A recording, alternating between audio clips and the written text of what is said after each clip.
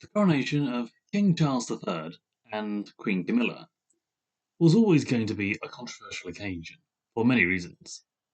Many hate the idea of Camilla being in the chair that they believe should have been Diana's. But there is a high level of anti monarchism in Britain today, and the future of the institution is in question. So, can the head of the Church of England maintain their place as head of state, or even as a notable member of British society? For that, we're going to take a look at what the monarchy is, what it was, and what they mean for the UK and the Commonwealth today.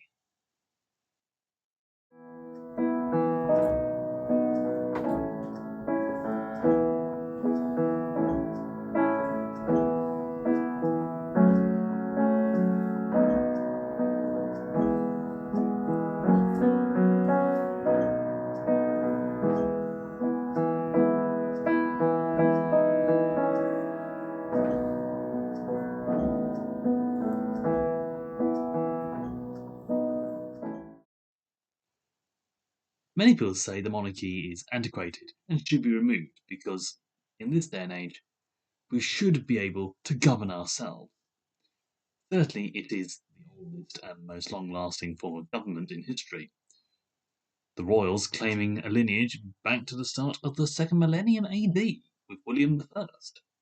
However, the line of kings goes back even further than that, with the first recorded king of England being Alfred the Great of the 9th century AD. But this was after the Romans wiped out the last of the Celtic kings, with names such as Caractacus or Cornubellum. For centuries, though, the rise and fall of houses and separate kingdoms, they have been led by a single figurehead, around whom history has flowed. That impressive line of people have led us to this point in time. We are questioning their relevance. So, what was their role in those days? Well, to answer that, we need to understand the feudal system that was around at that time. It was when centralised government wasn't easily maintained, and more often, towns and villages were run by noble lords such as barons, dukes, marquises, and earls, led by village mayors, or even had a landed knight, particularly in Norman times.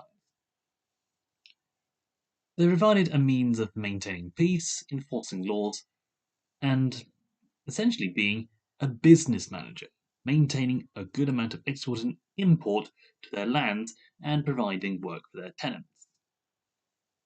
Thinking of it in terms of a community within a business is a good framework to understand the hierarchy of the times.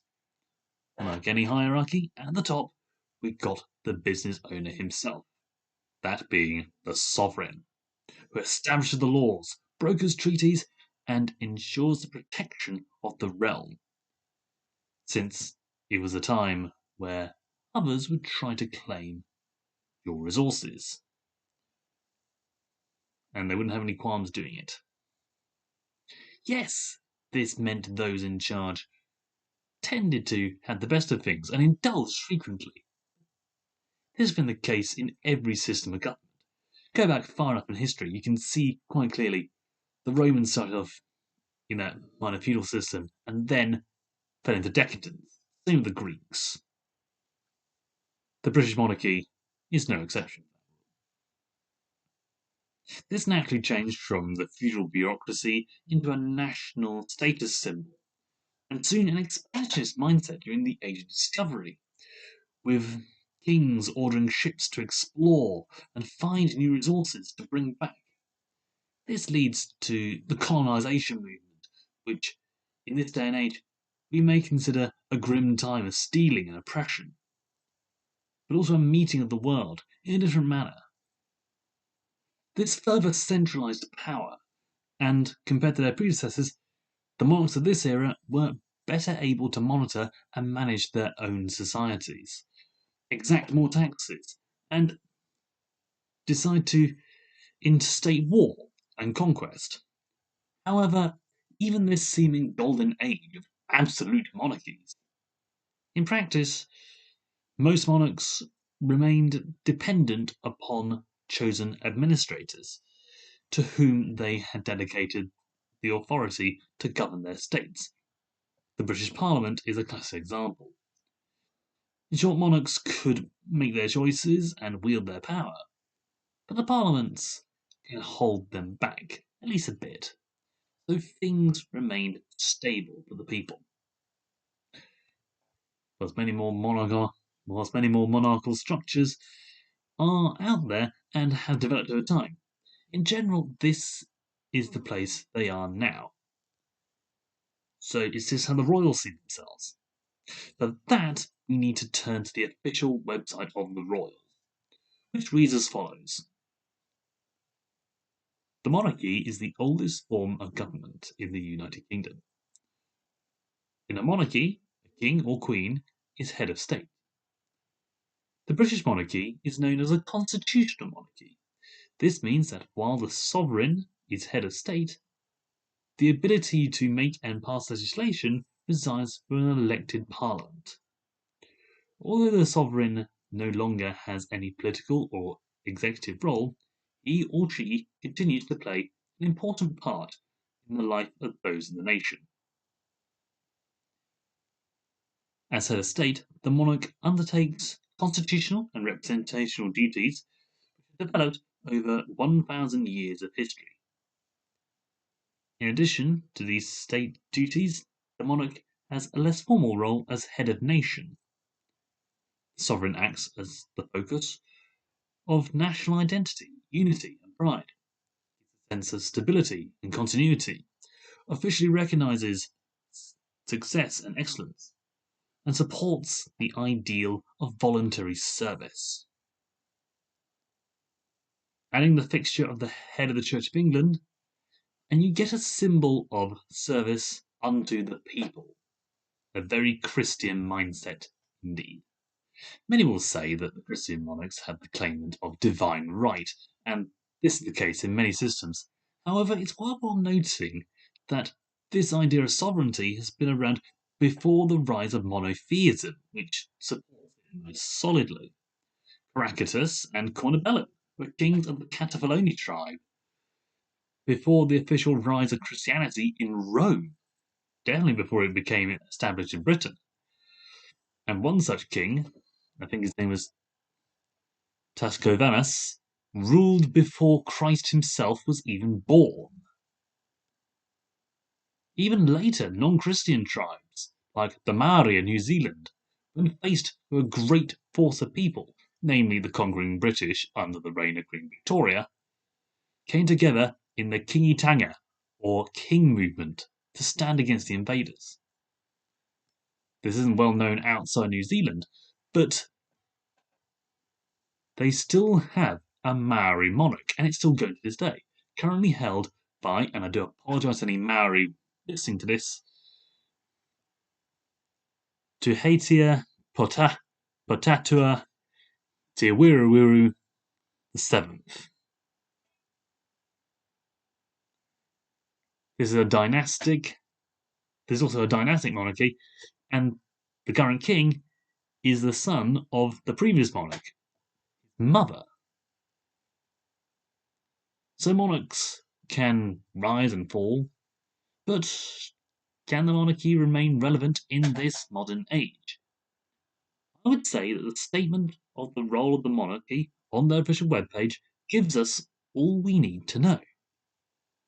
They don't have any political or executive role, but that means they have a permanence that no other head of state can be sure of, meaning they can focus on doing their job of serving the people rather than worrying about whether they'll keep it.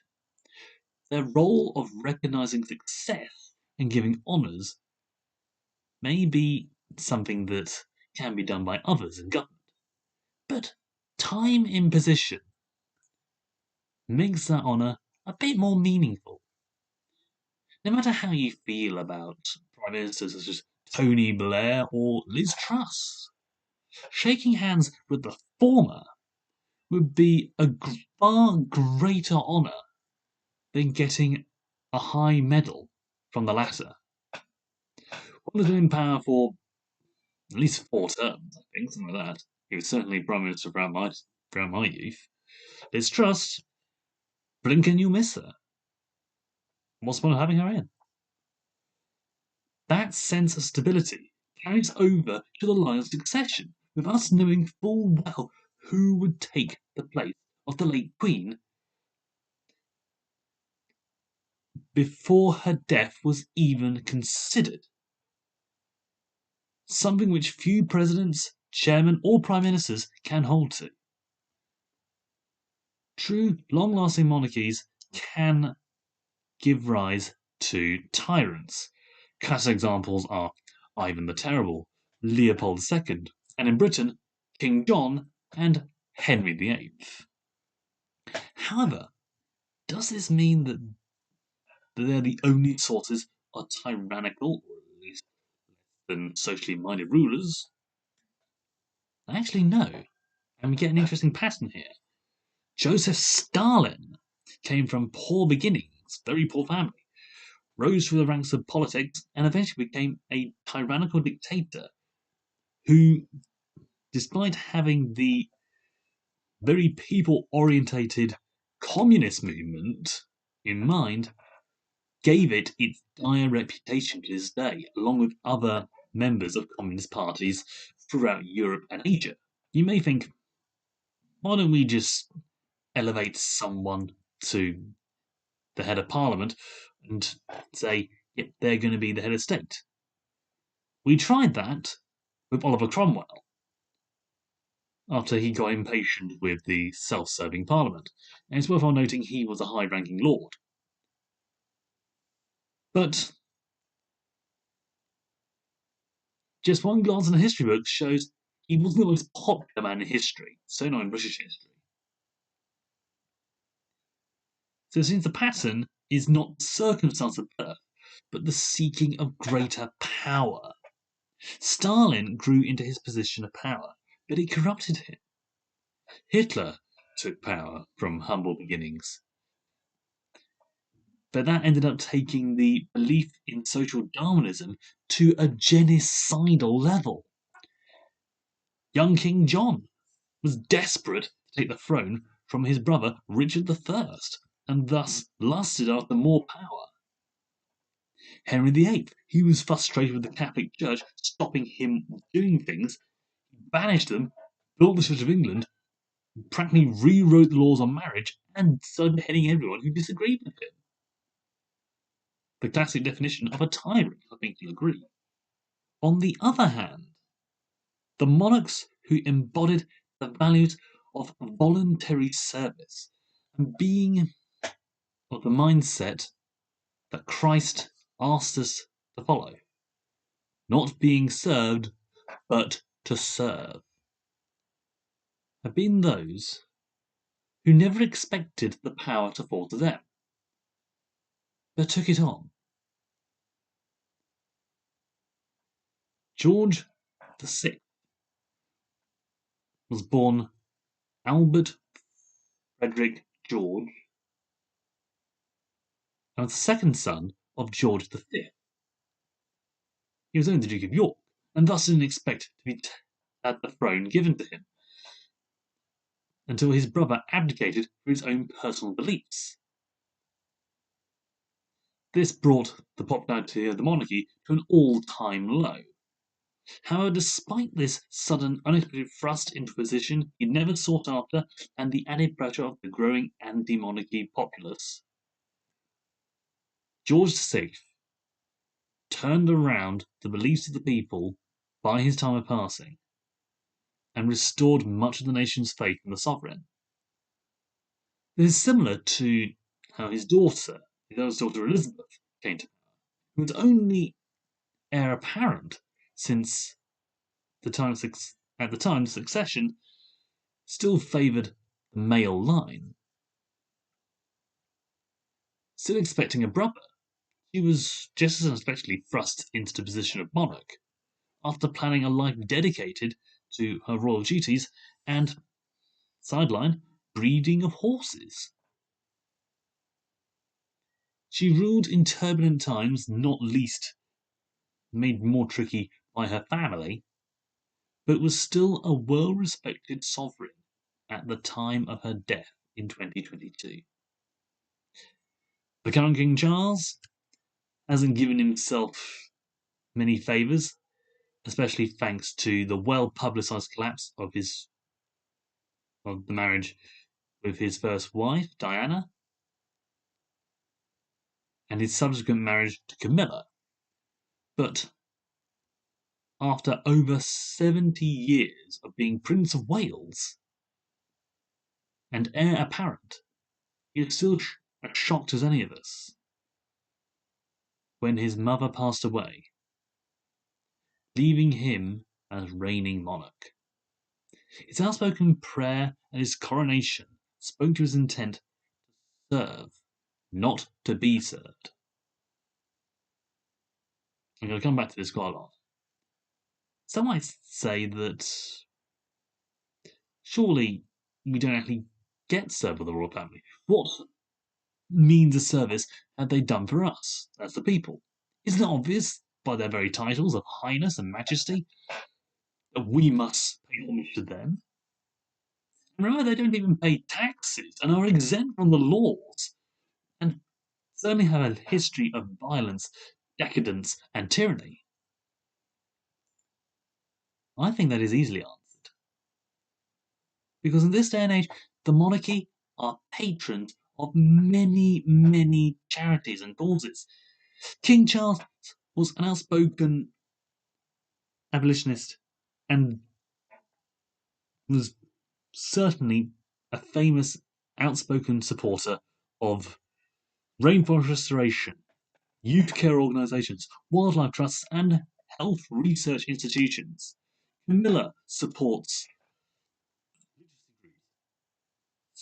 homeless support communities and musical institutions. The Princess Royal is a patron of the Acid Survivors Trust, president of the Riding for Disabled Association, and a member of the Gloucestershire Old Spots Pig Breeding Club, among many others. Just one quick search, and I can try and link to the place I found all of this. One quick search can reveal the amount of service to the nation performed by just these three members of the royal family. These are the senior royals. And remember, we've got former Duke of York, we've got the Duke of Edinburgh and his wife, we've got the Prince and Princess of Wales, who famously appeared on television in documentaries about veteran PTSD charities.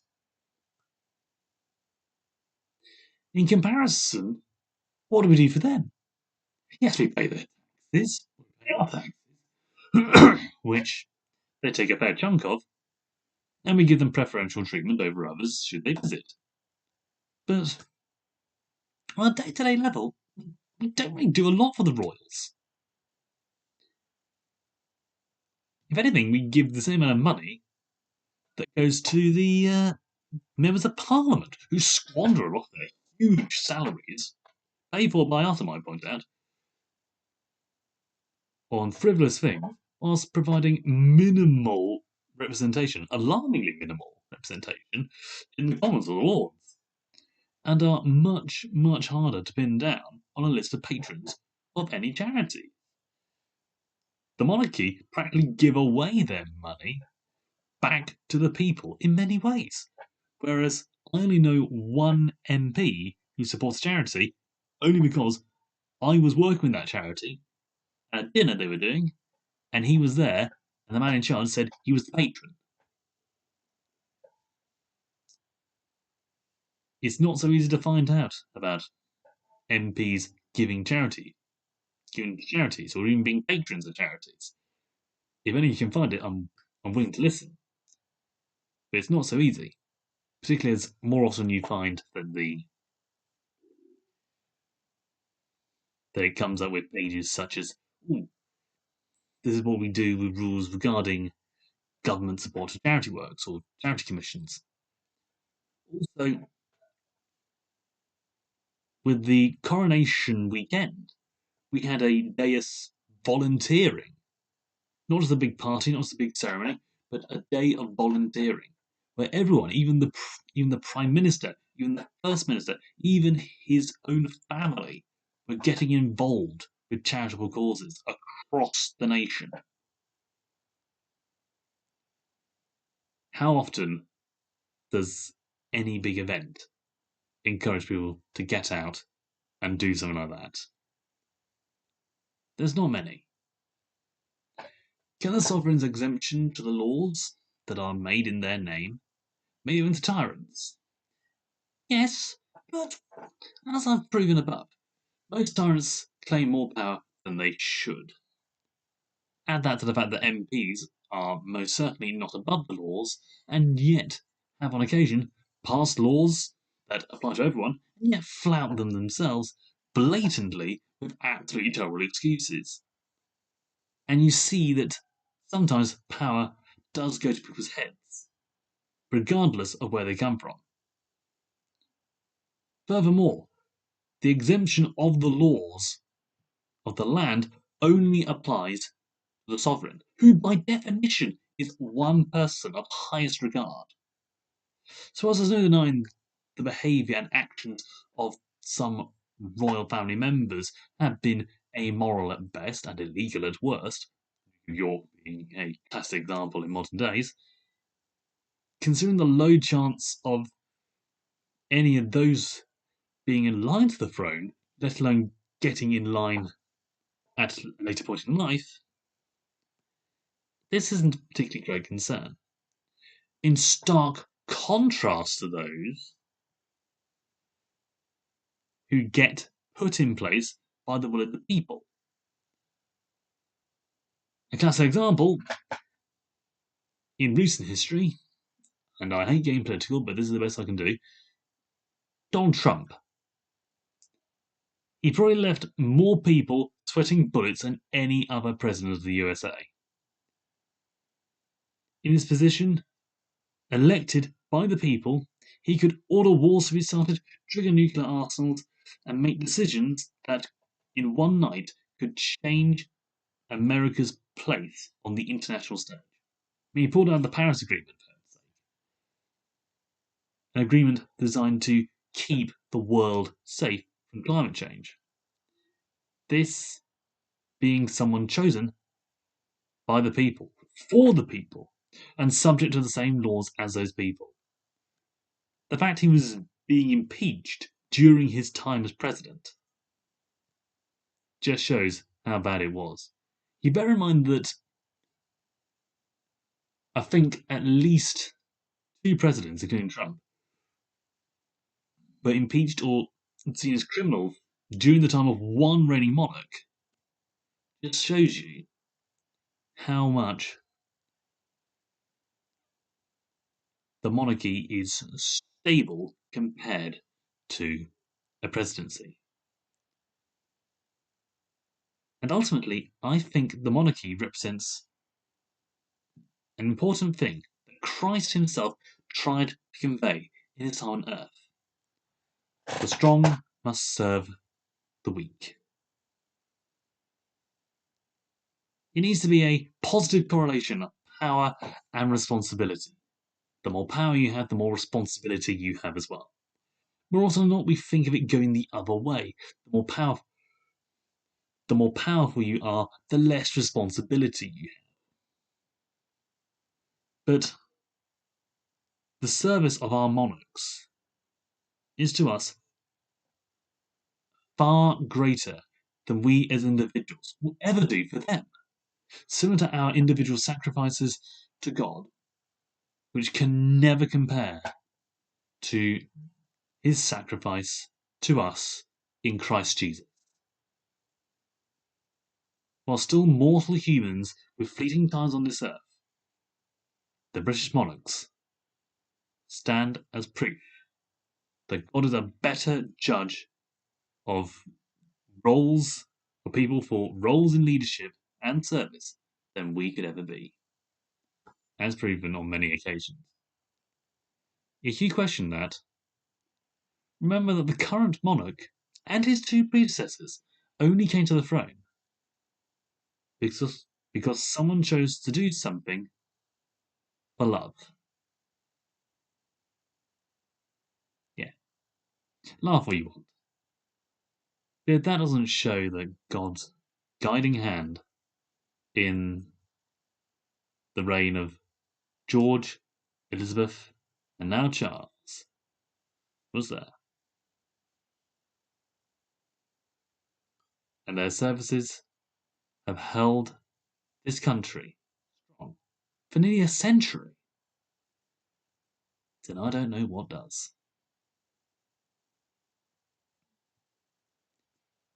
If you don't want Charles as king, if you don't want to bow down to him, or be involved in any of the ceremonies and traditions common amongst the royals, particularly at this time, when he's just started his reign, that's your choice. Not liking the royals isn't treason, only acting against them in a malicious manner. You may think we can't escape them, as they are plastered over our screens, and therefore we should just abolish them completely. But I could say that about politicians or celebrities that I'm not interested in.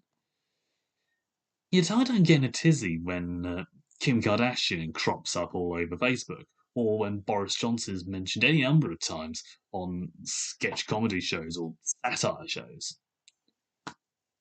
So, despite what people think, I believe the monarchy is here to stay. For how long, we don't know. But just like with food you don't like, throwing a tantrum because it crops up on the news every now and then just isn't worth the fuss. It's not going to make any difference. So, long live King Charles. Stay safe, everyone, and God bless.